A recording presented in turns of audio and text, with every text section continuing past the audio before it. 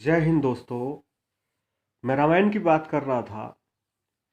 देखिए, रामायण जो है संपूर्ण मानव को जो है जीवन जीने का तरीका देती है, आर्ट ऑफ लिविंग देती है।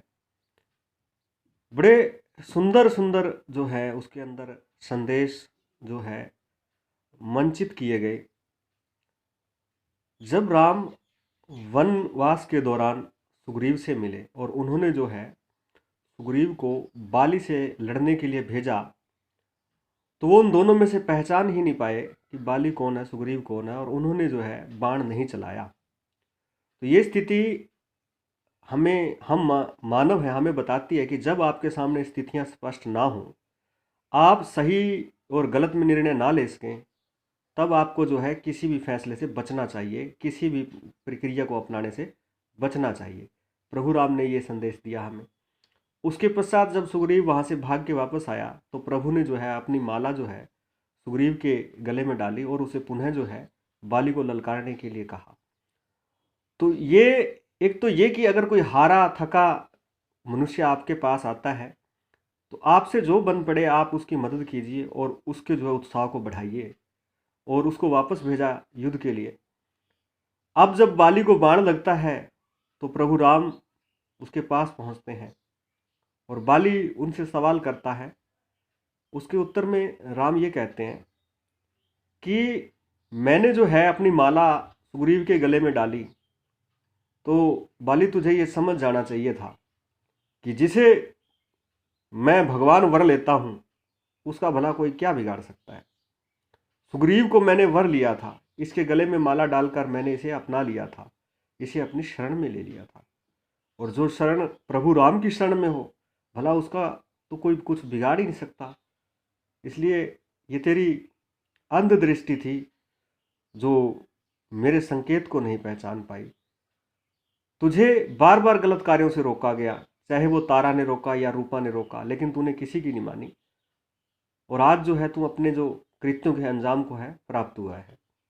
तो इस प्रकार एक उदाहरण है कि जो प्रभु की शरण में चला जाता है, भगवान की शरण में चला जाता है, और भगवान जिसे अपना लेते हैं, इस संसार में कोई ऐसा नहीं है जो उसका अहित कर सके।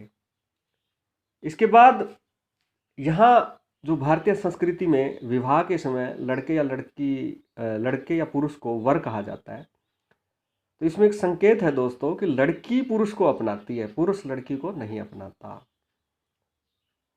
और ये आज हमारे समाज में कहा भी जाता है कि औरत पुरुष की इज्जत होती है, यानी लड़की जो है पुरुष को अपनाकर, उसका वर्ण करके, अपनी शरण में लेकर उसे समाज में इज्जत और सम्मान प्रदान करती है।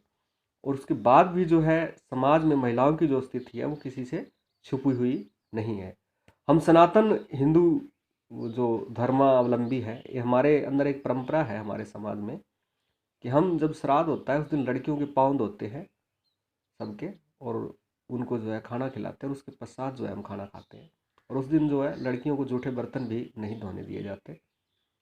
तो ये एक हमारे को स्पष्ट संदेश था कि ये नारी जो है ये तुम्हारे लिए पूजनीय है, सम्माननीय है, और तुम्हारा जो स्थान है इसके चरणों में है।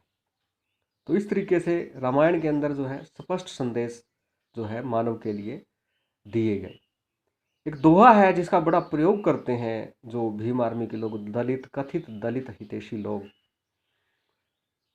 ढोल गवार शूदर पशु नारी, सकल ताड़न के अधिकारी।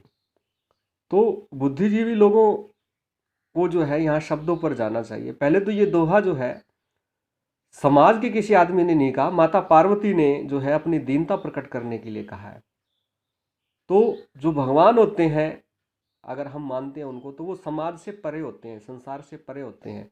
उनकी कही किसी बात को हम समाज के संदर्भ में तो उदाहरण बनाकर पेश कर ही नहीं सकते। फिर भी अगर आप कोई करते हो तो पढ़ा लिखा आदमी साफ समझ सकता है ताड़न और परताड़न का अर्थ। प्रताड़ना जो होती है वो यातना होती है, तकलीफ देना किसी को, वो प्रताड़ना कहलाती है। लेकिन ताड़न जो होता है वो किसी को अलर्ट करना होता है, जागरूक करना होता है, या उसके कार्य के प्रति उसको लगातार जो है समझाए रखना होता है। इसको ताड़न बोलते हैं। और ये जो शब्द है आम बोलचाल की भाषा में किसी को भी अपने कार्य के प्रति जो है सचेत करने के लिए प्रयोग होता है।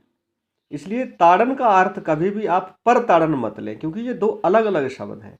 और कहीं भी जो है शास्त्रों के अंदर किसी मनुष्य को जाति के और जेंडर के आधार पर जो है किसी भी तकलीफ या सजा का जो है प्रावधान नहीं किया गया है। कथित लोगों ने जो है अपने स्वार्थ के लिए कुछ इनको तोड़ा मरोड़ा है हमारे धर्म ग्रंथों को, लेकिन वास्तविक रूप में ये धर्म ग्रंथ अब भी हमें मिल जाते हैं।